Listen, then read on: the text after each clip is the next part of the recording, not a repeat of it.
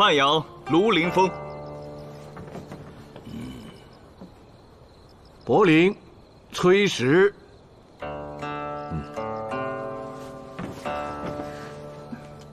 河东裴喜君。太原王德昭。荥阳郑英。琅琊王伯瑜。赵郡李时悦。弘农杨轩。河东柳公达。兰陵萧邦。渤海高泰。诸位，请。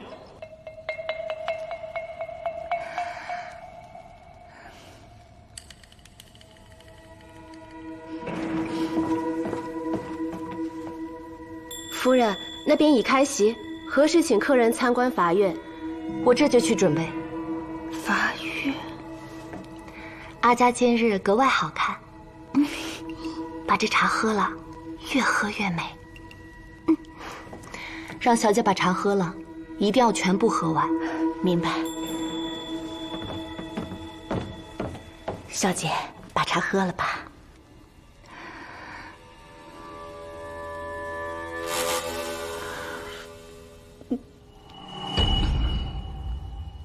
法院，我为是法院，高耸云端。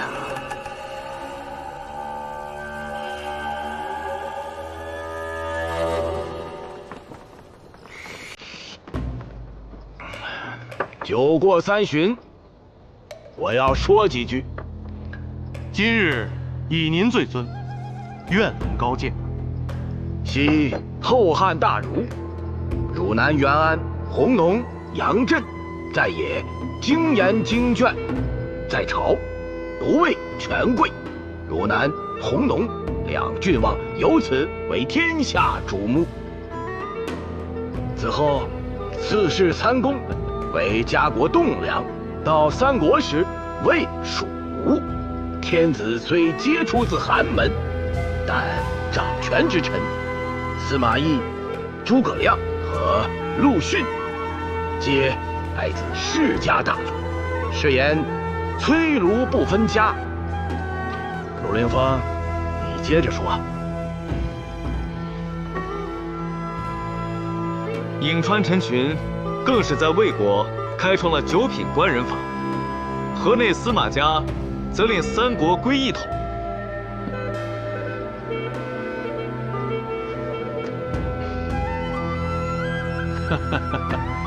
卢参军太客气了，那我来。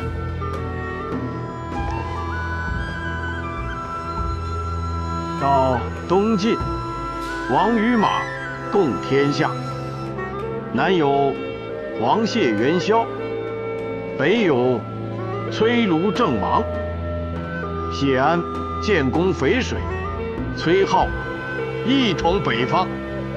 一时多少英才，皆我士族荣光。但至前隋，废九品官人法，开设科举考试，普通士族子弟未入仕途，不得不参加科考，为此背井离乡，以致故乡荒芜，族人离散，土地零落，辉煌不再。故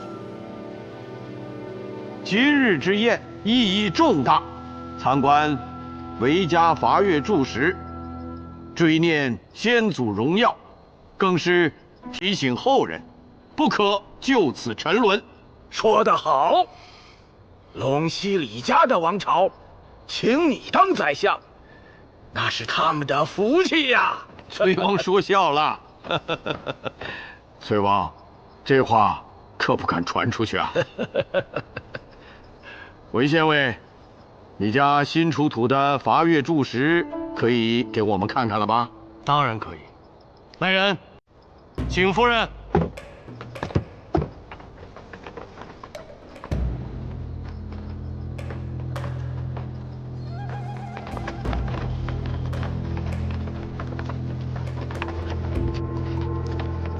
那就请崔翁、崔相以及卢兄为法乐揭幕。哎，不可！京兆韦氏的家传之宝，定当由你韦涛亲自揭。那好。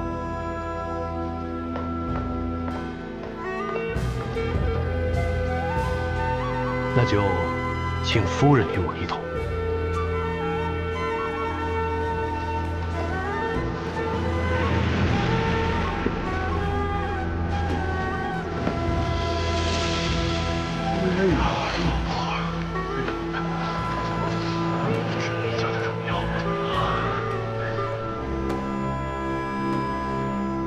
城南围渡，世代相交。韦县尉，听闻禀夫人出身京兆杜氏。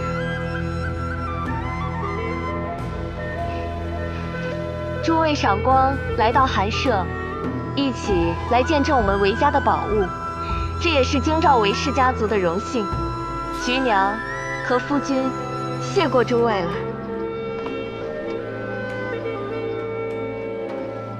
能有伐柱出土，真是幸事啊！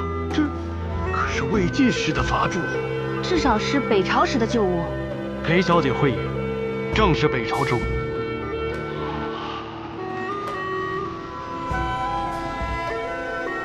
好啊！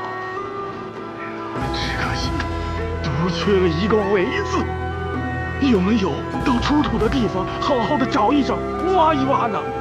暂未寻到。但我相信，是我韦家终会回来。说得有理，韦县尉，听闻令正贤德，且博学多才，不如就请他将这伐柱上所记念给我们大家听听。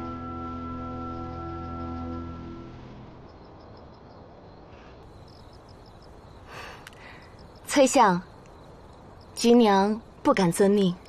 此伐是韦氏至宝，伐文也该由韦郎念给诸君听。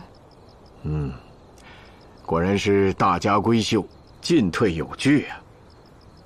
韦涛，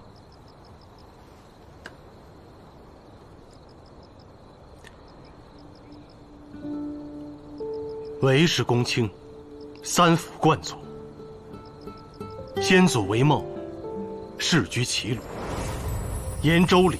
习尚书，传鲁诗，家学门风，称扬四海，至韦贤为相，辅佐昭宣，封扶阳侯，后迁居长安，3世3公，4世封侯，两汉未尽，人物辈出。极南北朝，南有韦睿，北有韦孝宽，皆为国之柱石。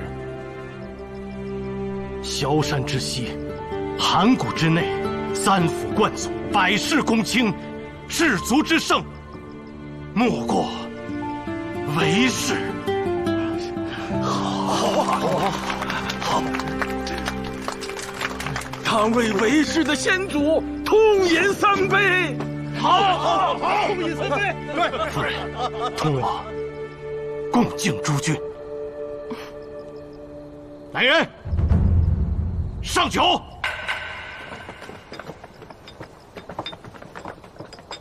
韦兄，恭喜韦兄，恭喜恭喜！你是裴侍郎的千金喜君妹妹吧？昔日我在归州于曲江畔踏春之时，我们曾一起打过马球。我想起来了，那时我还小，菊娘姐姐是球场上的佼佼者。难得再次相逢，日后常来常往，一定。来，请。伐越者，立于家门口，记载祖上功德的柱子。左柱称伐，右柱为越，故多以伐越代称高门世家。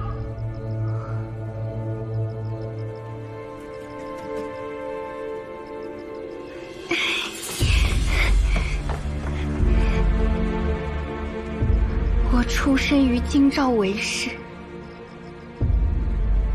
是高门世家的小姐，我不能嫁商人，我不能嫁商人，我不该嫁商人。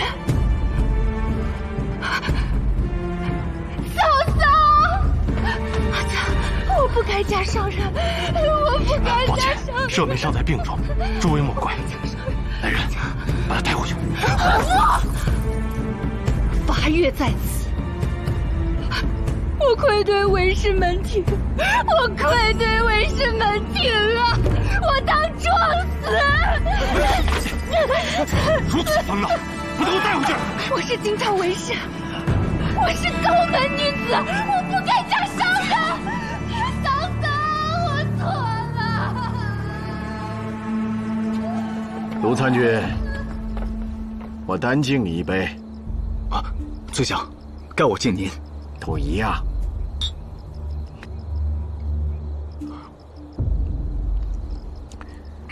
今日风清月朗，陪我到厅中走走。好。卢参军，喝得如何？今日的酒是卢凌风想喝的。崔某亦如此。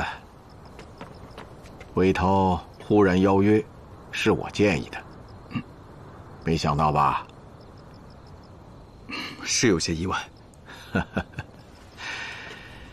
韦家发现钱袋的伐越，不仅仅是韦家的事，也是长安的盛事，更是整个大唐氏族的盛事。不过，韦度之属，据我崔卢，还是有差距的，这你心里自是清楚。是言崔卢为当世伐越之罪。崔卢，崔卢，有卢必有崔，有崔必有卢。今日多喝了几杯，有几句心里话，愿听否？崔相尽管讲。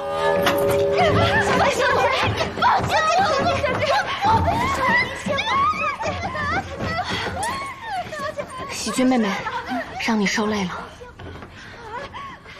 哪儿的话？韦家姐姐，少时我也是见过的。对呀，那年曲江畔踏青，她也在。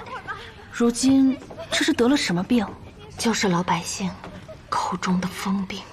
可找郎中医治？当然找了，还开了药，成效甚微，更不能受刺激。大喜大悲都是这样。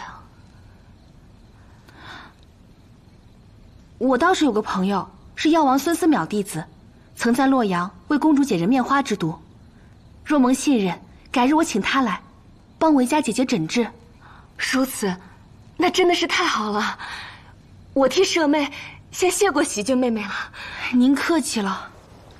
如今的长安，有苏卢之说，你可知道？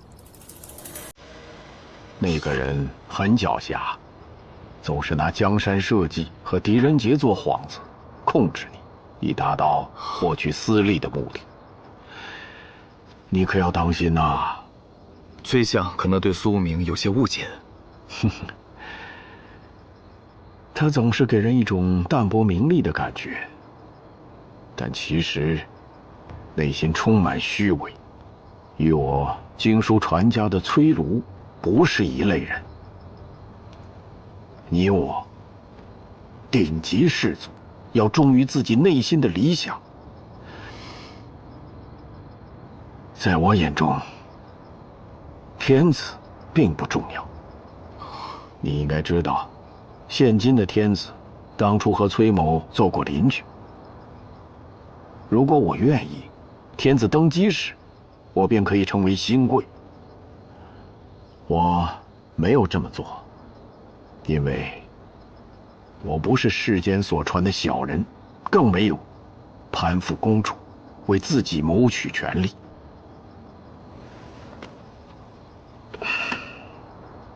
崔某心中的理想，是像北魏重臣崔浩那样，建立一个博学与高官合一的氏族朝廷。当然，最后他失败了，但我仍在努力。一旦成功，天子只管做天子，政事则由我们士族来管，就像东晋一样。届时，我们崔卢郑王的英才可以轮流执政吗？我们的家族三英连绵数百年，当然比天子更懂得如何治国，如何安民。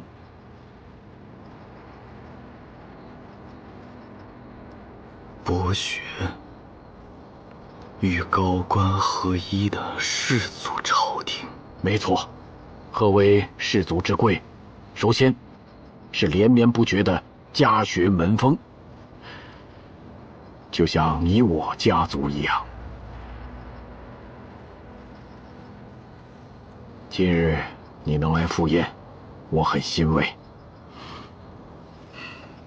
自东汉党锢之祸后，这500年，天下士族的命运休戚与共，早就应是一条心，不是吗？今晚我和你说的可都是肺腑之言，在我心里，崔卢二字大过一切，包括唐天子，也包括我始终跟随、大权在握的公主。王朝不停更替，但在世上享有美誉的不是他们，而是天阶上永远都不会倒下的我们，是吧？崔相的很多话，卢凌风确实颇为认同，只是为什么要跟我说这些呢？天子的性格你应该知道，他在提防我们这些人，他心中所想就是手握大权，远远抛开我们这些士族。而公主一旦取代他，则有可能给我们放权。更何况，公主是你的生母，无论从孝道上，或是从天下士族的理想上来讲，你都应该有所选择。该站哪边，你心里应该清楚。区区司法参军，太委屈范阳卢氏了。出将入相，待天子治理天下，才是你卢凌风的未来。这家的主人韦涛，现在虽只是一名县尉，但出身华贵，以后是你我能用之人。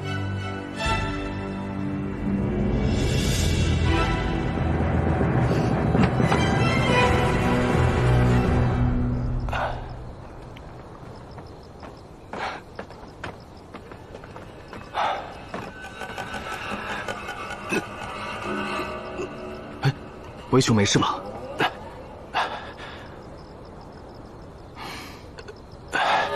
无妨，抱歉，今日贪杯了。哦，陆兄，裴小姐，二位能光临寒舍，是韦涛的荣幸，感激不尽。韦兄客气了，有幸一睹韦氏伐诸侯，追忆士族辉煌，是卢凌风的荣幸。告辞。请。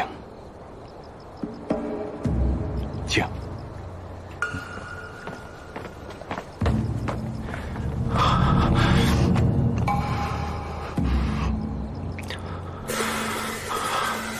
哎呀，大半夜的不让人睡觉，我现在是费老板，还是大唐积功的，怎么能来鬼市这种黑暗之所？少啰嗦吧你！恩师狄公的书上记载，那老店主啊姓松，他自称180岁，我是不信。但如果那店开了100年，那他至少120岁了。而且齐杖殿到这鬼市，居然有秘密通道。你在鬼市混了几十年，你没听说过？还真没有啊！啊，不过超过100岁的老妖怪倒是有几个哦，多在土地庙一带混。鬼市还有土地庙啊！果然把费叔请来，就知道该去哪儿找了。啊，那当然。不对呀，鬼市之上这个时辰，这个地点，应该是最热闹的所在呀。我去打听打听，你们在这儿等着，不许乱动啊！啊，尤其是你，即便你是雍州府的暗探，也不能随随便便把剑拔出来啊？是听费叔的。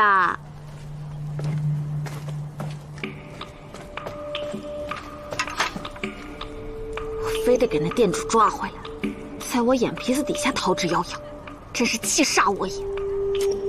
你呀，还是太年轻，气性真大。嗯，年轻就是好。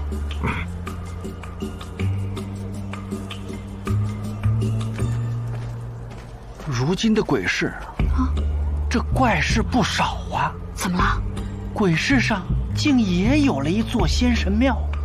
仙神庙？这不就把这土地庙的风头给抢走了吗？据说最近几日那边热闹得很。要不，我带你们去凑凑热闹？好啊！嘿嘿嘿，走。怎么又架上了？听话。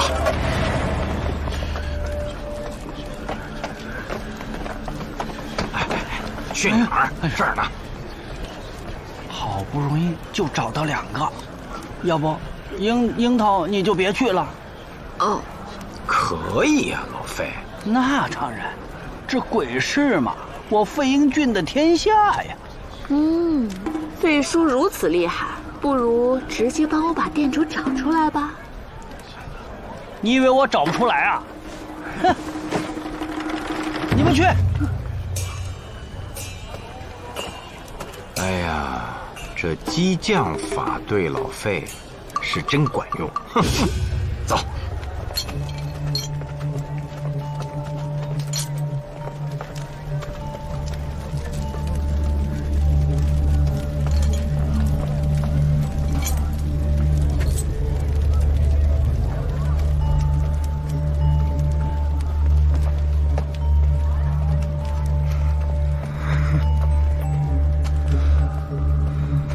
这是怎么了？为何如此悲伤？家父失踪多日，活不见人，死不见尸，能不悲伤？哦，你呢？啊，我是来寻我阿兄的。你阿兄在哪里做买卖？西市，做香料生意。令尊也是商人。父亲是东市最大的布料商。今日已经在布政坊求仙神保佑了，但是好像根本就没用，所以只能来这鬼市，再求神灵保佑。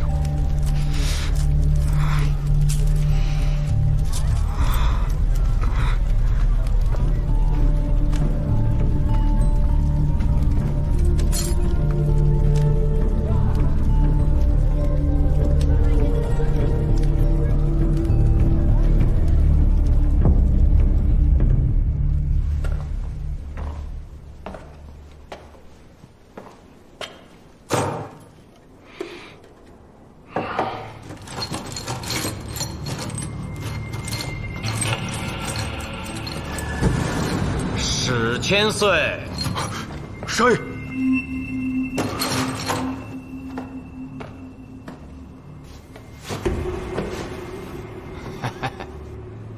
苏明见过大撒宝。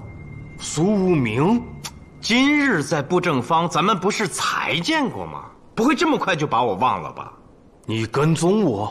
那倒不是，偶遇而已。大撒宝真不愧是安社社统，既是东西两市最大的香料商人，又拿着朝廷给的俸禄，还能在这鬼市再建一座仙祠敛财，你可真厉害。这座庙不是我建的，是鬼市上做买卖的人自发建成的。我今天来也不是为了敛财，而是真心祈祷。据说在鬼市更能接近亡灵，而这些所得我会捐给安社，为那些惨死的商人们料理后事。照这么说，除了花府、马奎和钱之外，还有别的商人也死了？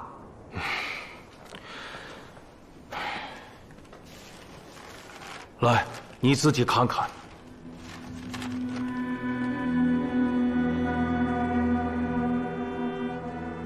居然有6人之多。对，都是10日以内失踪的。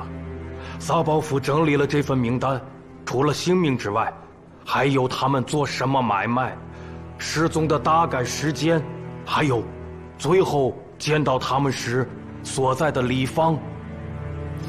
那你今日在布正坊为何不说？那个范阳卢氏，我信不过呀。他咋了？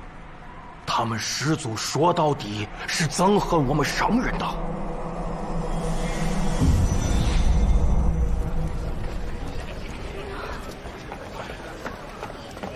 费叔也不知道跑哪儿去了，鬼市这么大，该去哪儿找？哎，长安里方图你带了吗？带了。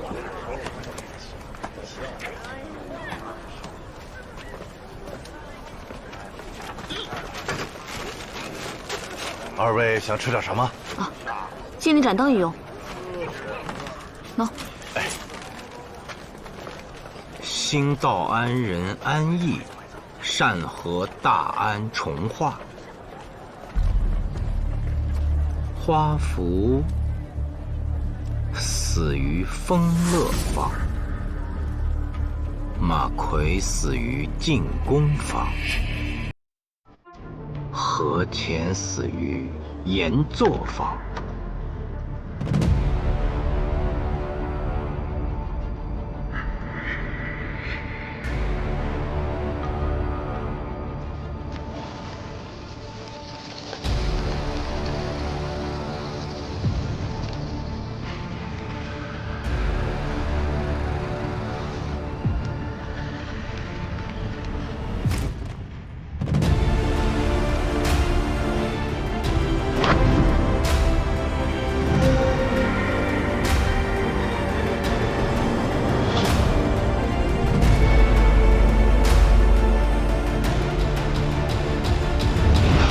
速去通缉坊。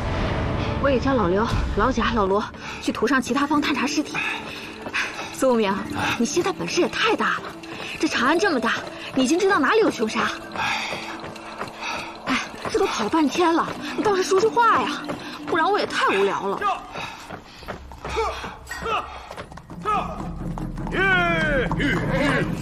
夜进，何人暗夜急行？我们是雍州府的。接业口令，全套写。香积寺。原来是苏先生。嗯？你认识我？当年探查红茶案，我是中郎将手下的小卒，有幸参与，现已为校尉。哦，原来是故人。你们赶紧去夜巡吧，我这儿还得查案呢。原来您又在查案，可需人手？不需要，不需要。告辞啊！哎，苏明，马。哎呀，对呀，我把这茬给忘了。能否借我2匹马？玉，樱桃，上前叩门。嗯，这。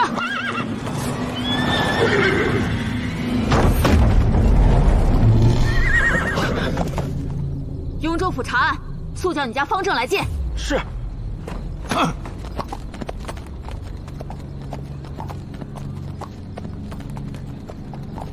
玉，接下来该去哪儿？闹出这么大动静，别说你不知道该去哪儿。我还真不知道。你，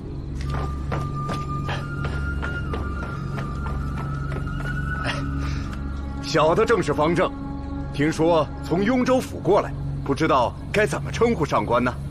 雍州司法参军卢凌风是也。我问你，你们方最有名、最有钱的商人是谁？没有。我们通缉坊在朱雀大街之东，第2街街东，由北向南第13坊，也是最后一坊。这再往南就是城墙了，所以坊内比较萧条。这有钱的商人，谁愿意住在我们这儿啊？不会吧？哎，等会儿，让我想想。我们通缉坊重臣宅邸、名人居所也几乎没有，唯一有点名气的旧宅是神龙5王之一的桓彦范旧居，这宅子呀，也是辗转卖了几次，最近被一个叫陈崇的人买了。哦，对，他好像是个商人，卖靴子的，生意做得很大。其宅在何处？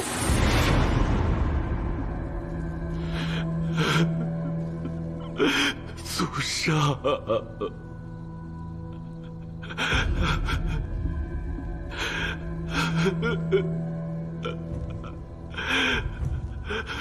祖上，原谅我不孝啊！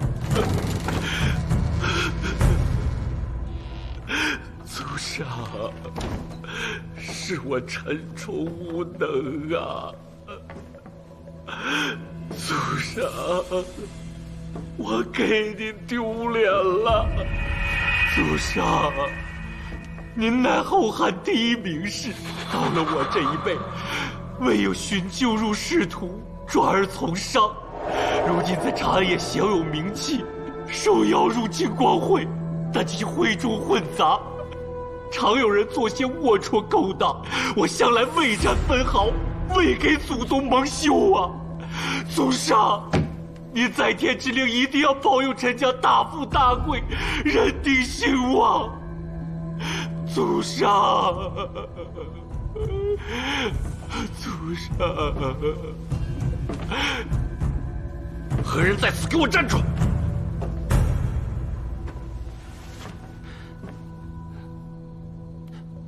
大胆贼人，竟敢入室行窃！抓不到去，我看见过，必死。你是谁啊？要是不想死，就抓过头去。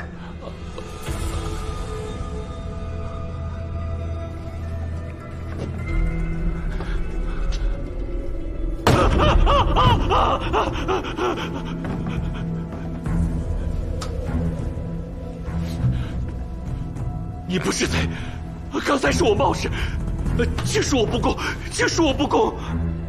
失敬了。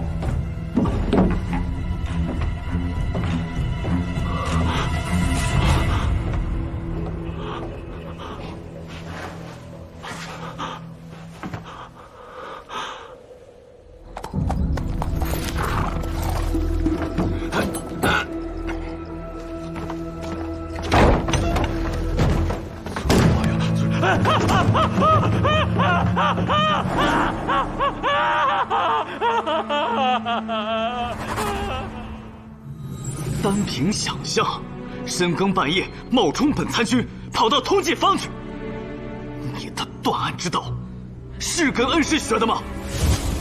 苏无名并不是想冒充你，只是他没有正式官职，不说是你，方正如何肯配合？臆断猜测，深夜扰民，甚至惊动了金吾卫。你不仅给雍州府丢人，还给恩师嫡公丢脸。你怎么能这么说苏无名呢？就在我们来之前，那个陈崇真就险遭暗杀。你如此断定，可亲眼看见了？没有，但我是听陈崇亲口说的。那可信吗？若他陈崇别有用心，捏造御赐的假象呢？你，卢凌风，你怎么这么跟樱桃说话？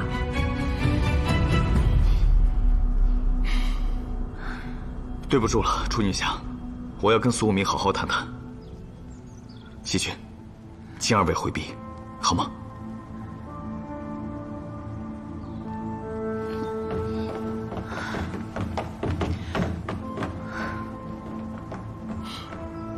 苏无名，你过分了！何出此言啊？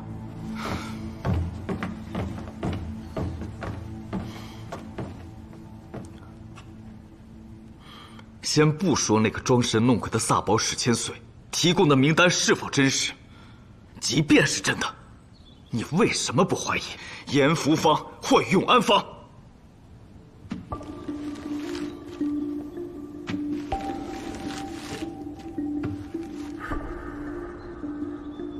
这是一个寸字，你苏无名鼠目寸光的寸。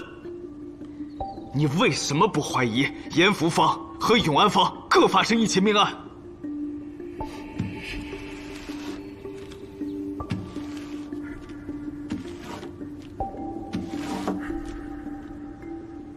这便是一个飒字，你稍微动动脑子，就可以在这张地图上写出许多字来。而你根本没去想，你认准了凶手，要在长安写下一个氏族的氏字，你这是对氏族有偏见。我确实没能抓捕到凶手，可我探案的思路哪至于让你这么大发雷霆？相对出身，我觉得一个人的德行、志向、才华更重要。有些人出身士族，心中却没有士庶的高低之分，只有百姓的疾苦，那他就比普通士族更高贵。有些人出身虽是庶族，但胸怀天下，为国为民，那他就值得尊重。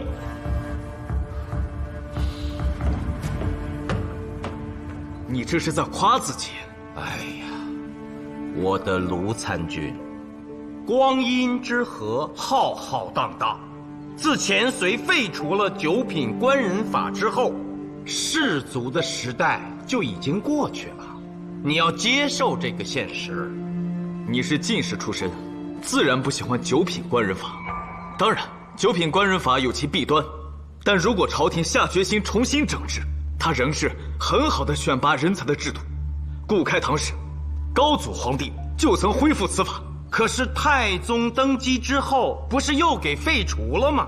所以是否是士族出身没有那么重要了。士族没那么重要。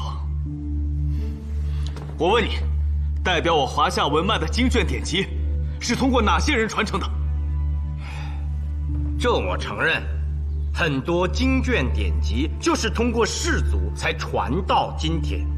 且很多士族本身就是靠注释典籍起的家，包括你们范阳卢氏。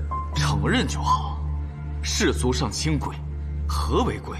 并非说做多大的官，手里有多少钱，而指的是优良的家学门风。一句话，贵，是对书卷的爱。可卢凌风，你想过没有？这本身是不是一种特殊的权利？绝大多数普通的百姓根本就没有机会识字，没有机会读书。若有一天，我大唐境内那些典籍，百姓人手一卷，那不就成了谁喜欢读书谁高贵了？你强词夺理！罗凌风，你出身士族，但随我南下之后，我清晰地看到，你心中是有百姓的。我是在洛阳宠念寺长大的孤儿，心中从始至终都装着百姓。同样，我也是世家子弟，我有责任捍卫士族的尊严。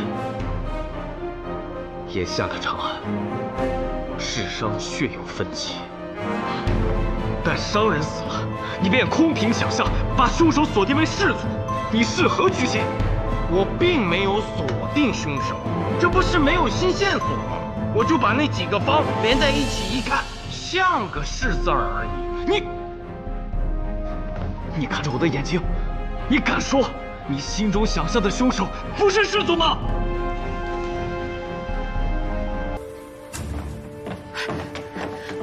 陆凌风，苏明，你跟我走。哎，营主，松手。对，我承认，我确实就是这么想的。你承认你的污蔑了？士族当时胸怀天下，怎么可能如你心中所想的滥杀无辜呢？你以为你的进士出身比门荫入仕更光荣吗？我告诉你，如今的很多进士，徒有虚浮的文采，根本没有治国的才干。他们只知道科考，而科考的目的仅仅是为了朝廷的俸禄。而士族自有家学，熟悉朝廷的一范准则。倘若朝廷革新，将士族重新打造，去其陈旧堕落的弊端，锤炼出大唐士族的新风，难道不是一件好事吗？哎呀，之前我以为你的志向就是守护大唐的社稷和百姓，没想到，你卢凌风还有当宰相的规划呢。这与当什么官无关。我卢凌风以范阳卢氏为骄傲，同样心中怀有百姓。士族错在哪里？错在世人的误解中。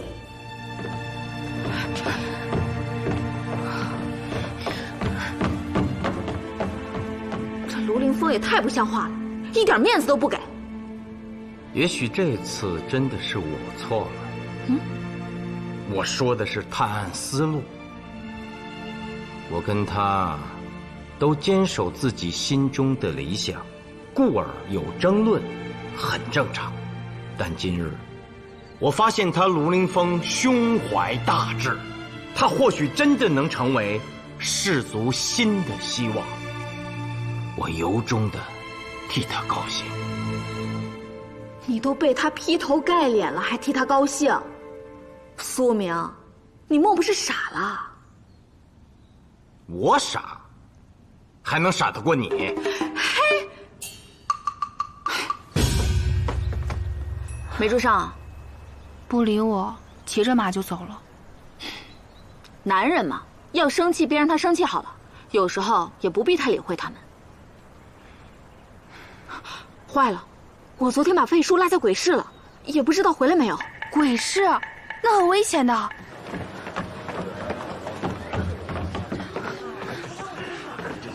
费叔，济世公，哎，济世公，你回来了，樱桃很担心你。啊，我是费老板嘛，我不回来谁照顾生意啊？费叔，哎，樱桃，你是不是好几天没吃苏珊了？费老板亲自给你做一个，就樱桃味的啊。哎，想吃我自己会做。哎呀，那不一样嘛。济世公，我有事相求。你要抓谁？不是抓人，救人。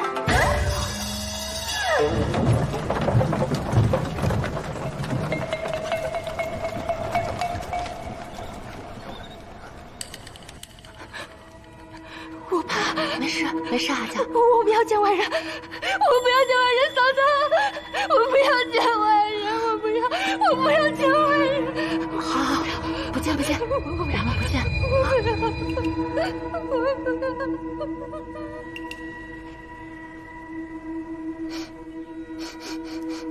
请喝茶。府上用的什么香啊？就是普通的檀香。不普通，味道有点特别。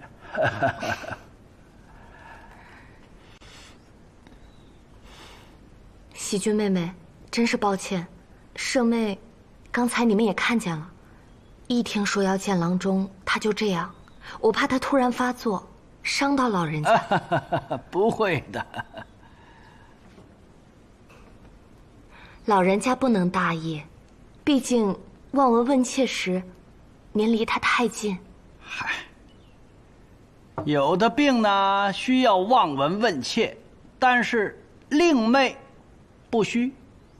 我刚才基本上看得差不多了，这样吧，我给开一个药方，把药给他喂下去之后，他一会儿就会沉沉睡去。趁他睡着啊，我给他施针，不出5日便能见效。若要痊愈嘛，那得749日啊。舍妹病了多日，遍访长安名医都没有好的办法。您认为仍有痊愈的机会？那当然，要不然我也不会说出来呀。毕竟名医未必是神医，像我这个神医呢，虽然无名。菊娘姐姐，济世公医术高超，救人无数。南下西行时，我亲眼所见。哎呀，那真的是太好了。不过，要行针49天，每日请老神医来家中，太太麻烦您了。那倒也是，毕竟我费老板最近忙得很。要不让病患每日去苏山殿？不行，阿家不能出门。啊？课中缘由不便讲明，还请见谅。这倒是有个法子，菊娘自幼也学过刑针，只是不知针灸还能治愈这种顽疾。若是神医不嫌我愚钝，可以将针法教于我，由我带您为舍妹行针，如何？啊？只是，若是神医肯教，菊娘愿奉金3两，拜您为师。嘿嘿嘿，黄金就不必啦，我费老板也不缺钱。谁叫你家郎君跟鲁凌风是朋友呢？再说，小喜君又管你叫姐姐。你说你学过刑针，若只会些皮毛，那我教起来那就费劲了呀。这样，我看你也没什么毛病啊，我就在你身上随便找个穴位试一试。取烈酒。是。哎呦，懂行啊！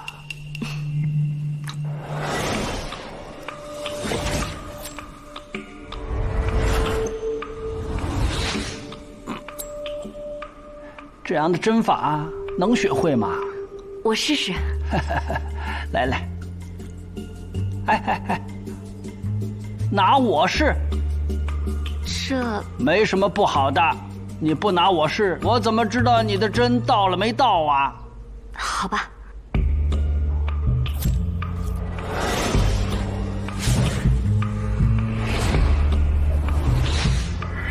再扎我的四白穴和地仓穴。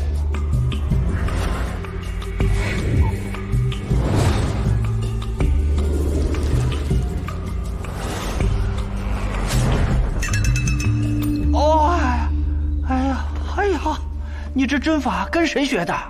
家父家母略晓医术。令尊令堂是？济世公，菊娘姐姐出自京兆杜氏。杜氏？杜氏我没听说有什么名医呀。他们并不行医，只是家学的一部分而已。哎呀，这名门望族就是不一样啊！你真的愿意拜我为师？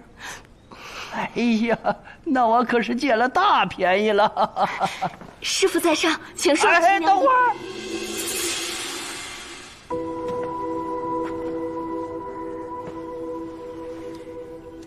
师父在上，请受徒儿一拜。哎呀，师父请喝茶。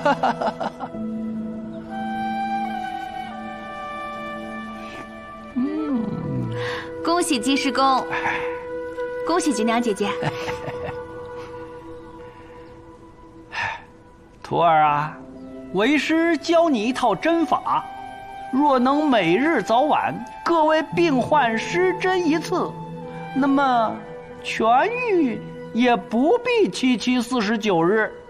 如此，舍妹痊愈之时，定带他给恩师磕头。想不到我老费竟然收了个女弟子。哎，樱桃，你刚才怎么不进门啊？士族高门，我一个江湖女子还是算了。费叔厉害呀，连城南围渡都要拜您为师。区围渡不算什么，哎，大唐大长公主亲手赠我的大唐鸡公金牌，你没见着啊？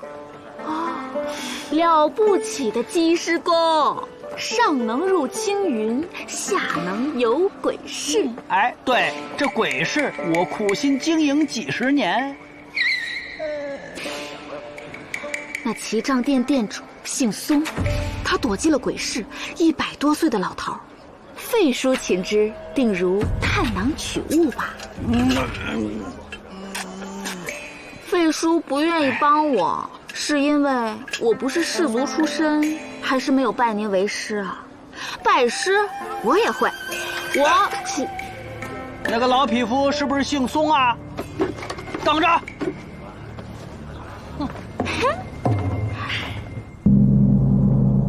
告知长安万年二县，鉴于商人连续被杀，并且多人疑似失踪，从今日起，相关案件一并交由雍州府探查。是。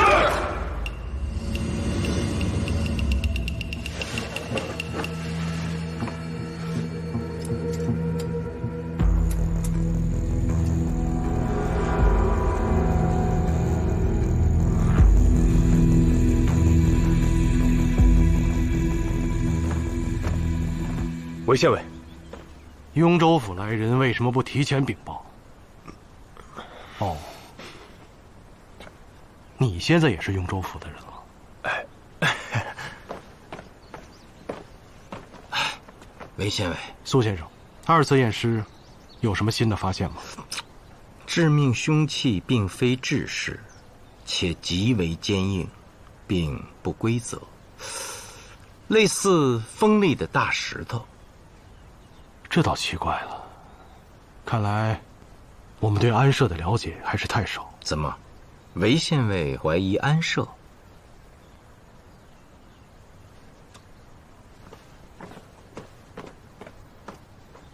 何乾和花福都是安社的人，听说他们内部很不团结，甚至每个里方都在争，谁才是商人中的魁首。这争来争去，便产生了仇杀的可能。哦。实不相瞒，长安县除了这2桩命案外，还有多起商人失踪，但因未发现尸体，通常情况下不会按照刑案处理，故而还未上报雍州府。啊，这也合乎规制。苏先生，韦县尉也在啊。商人失踪，韦县尉已经知道了，有话直说。单何方找到了一具尸体，初步辨认，应是本方失踪的商人。速带我去验尸。是。韦县尉，卢参军还是决定将商人被杀及失踪案并到一起，统一交由雍州府来查。万年县那面已经派人去告知了，您这边没有异议吧？当然没有。那就好。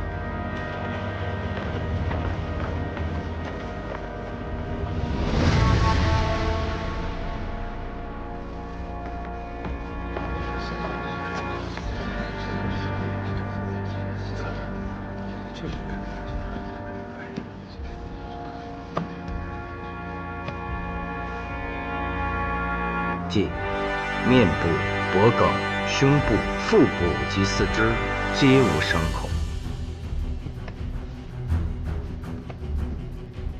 伤在后脑。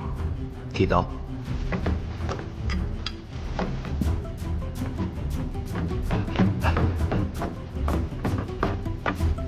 苏先生，重化坊发现尸体，虽有些腐烂，但从衣着上来看，应是本方失踪的商人。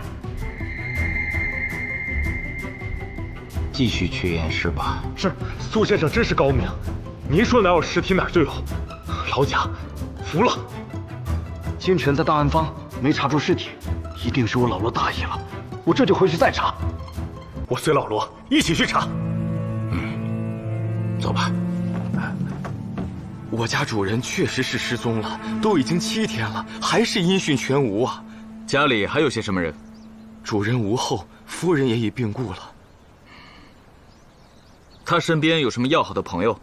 我家主人朋友可多了，商人嘛，若不多交朋友，买卖怎么能做大呢？特别是加入金光会以后，他就经常跟朋友们夜宴，有时候啊，都是通宵达旦的。金光会，这名字近日倒是听过多次，到底是个什么组织？这个我也不清楚，好像是安社内部的一个组织，一般商人可无法加入，须得像我家主人一样顶有钱，那才有资格成为会众。薛县长，你留在安仁坊，尽力寻找失踪之人。此宅附近易藏尸之处，重点排查。是。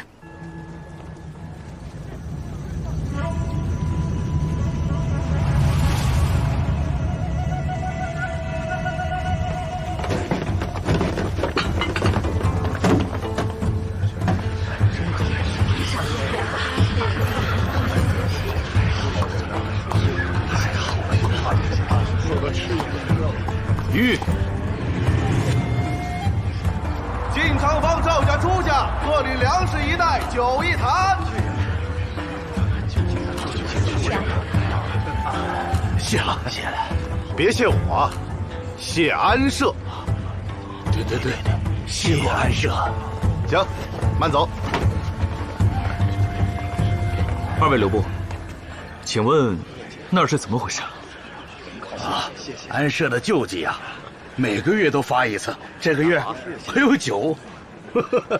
是啊，安社慈悲。对，什么东西？是有意挑衅。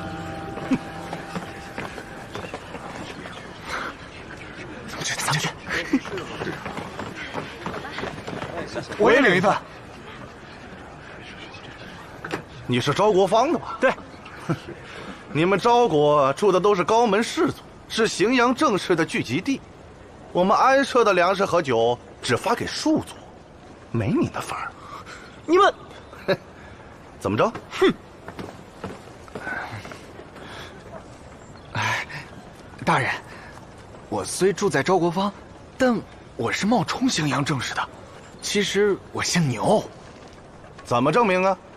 你看我这寒酸落魄的样子，我家里都揭不开锅了，求安社可怜可怜吧。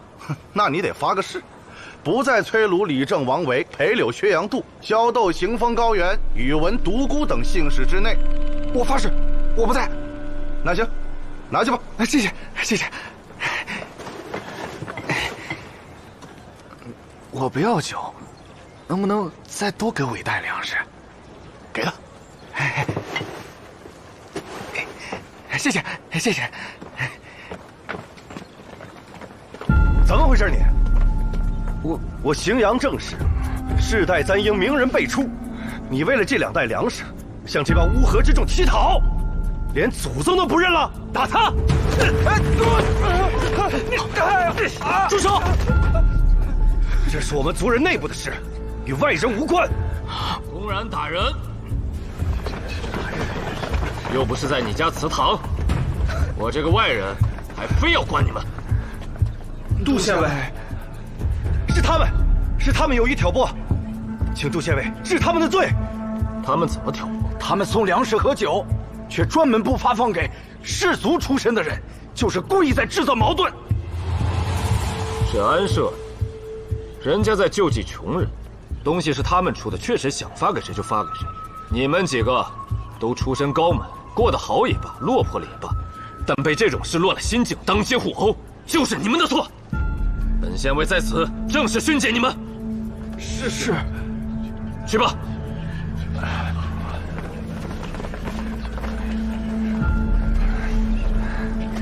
杜县尉，我不怕丢人，但我家里是真揭不开锅了。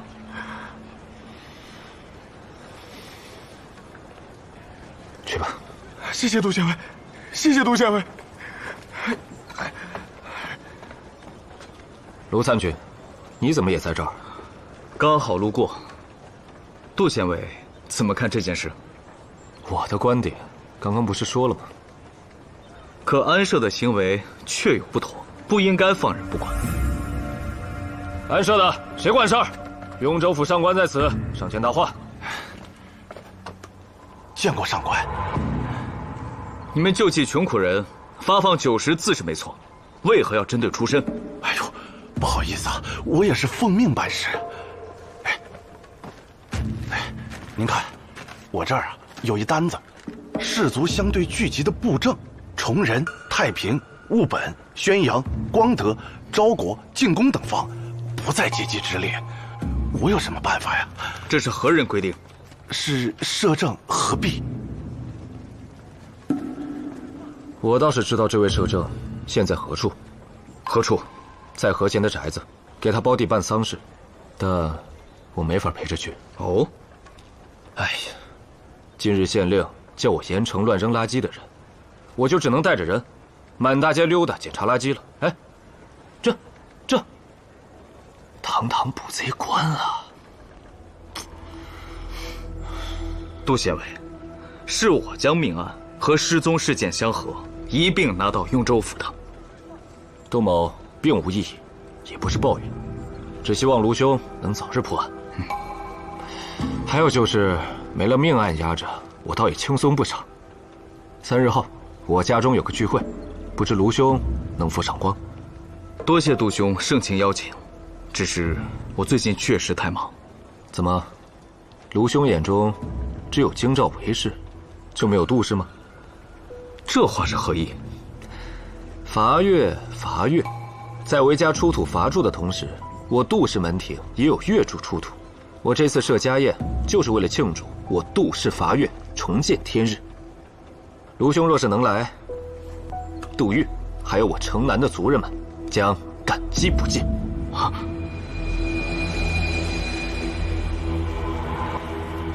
安社救济穷人是做善事，商人挣钱亦不容易，我们没有道理给那些高门士族送粮食。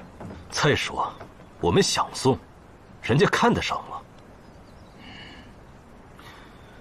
钱是你们出的，送给谁当然由你们做主，只是故意激化世上矛盾，那就不好了。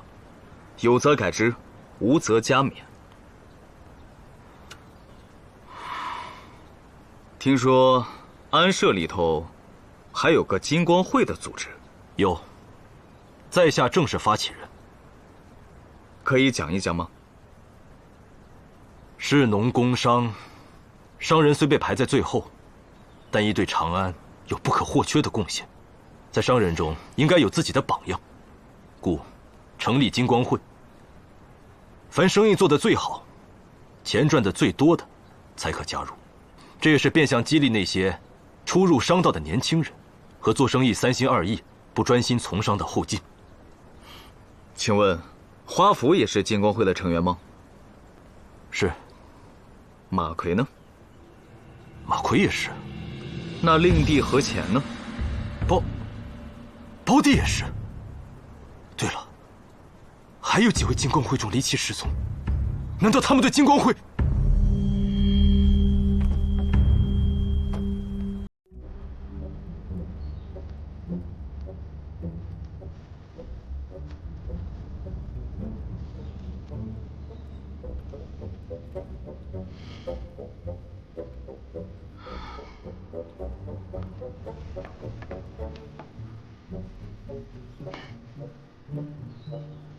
您的先人是汉魏名门，颍川陈氏之祖，被人敬称为陈太丘。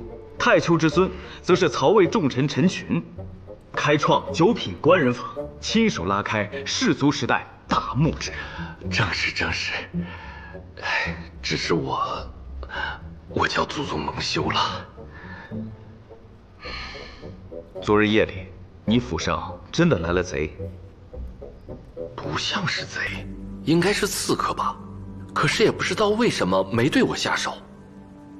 现在想来，应该是祖宗庇护吧。具体经过能跟我讲一遍吗？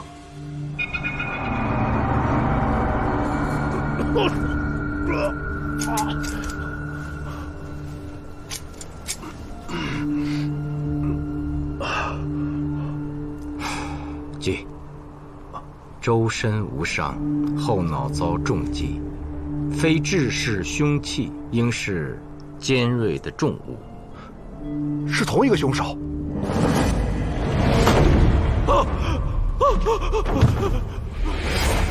那布袋里装的应是凶器，按你之描述，像是一个铁坨，或者是一块大石头。像，那声音又闷又沉的，是很像。你靠卖靴子把买卖做得挺大，听说已经做到长安第1，那也一定加入了安社吧？正是，也加入了金光会。卢参军这也知道啊？是啊，1个月前涉土应允，我也就加入了金光会了。金光会平日都做些什么？其实，就是在金光会馆，大家一起夜宴，吃吃喝喝，互通消息。这不是最近接连死了几个人吗？就停了。哦，也赶上金光会在城南的别馆进行扩建，想着这要是建好了，又要在一起聚上几日了。陆三军，这个别馆的位置可是风水宝地啊！扩建刚一动工啊，就在那里挖出了京兆韦氏和杜氏的法月呀！等等，两家的法月都在那里挖出来的？是吧？我也是听说，别的我就不知道了。多嘴了。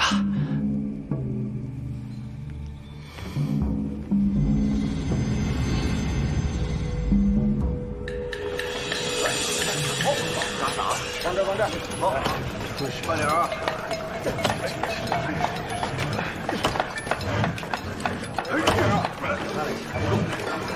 放这，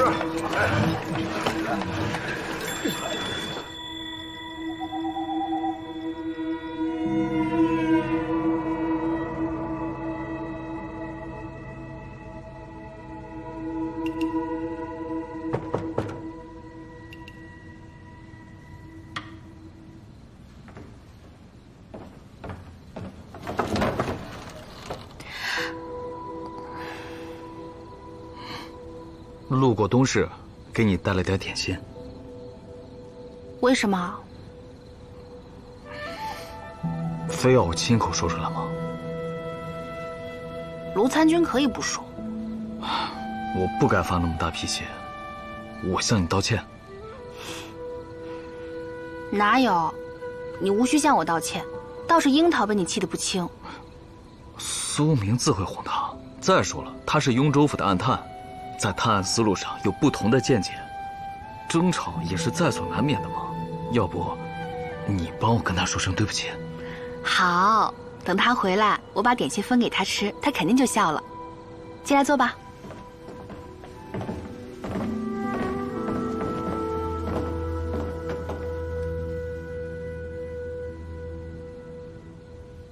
哎，这个你画的是谁啊？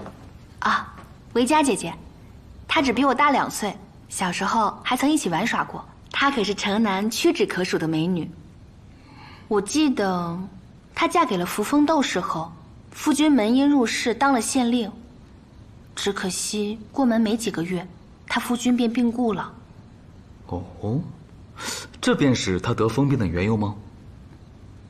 你坐呀。哦，应该不是。我听说她后来再嫁过一个商人，为此和家门闹得很不愉快。商人？传闻是长安最大的商人之一。还真不是，何必是长安最大的商人之一，看不上马奎？怎么，你难道不认识韦县尉？当然认识，还算亲戚呢。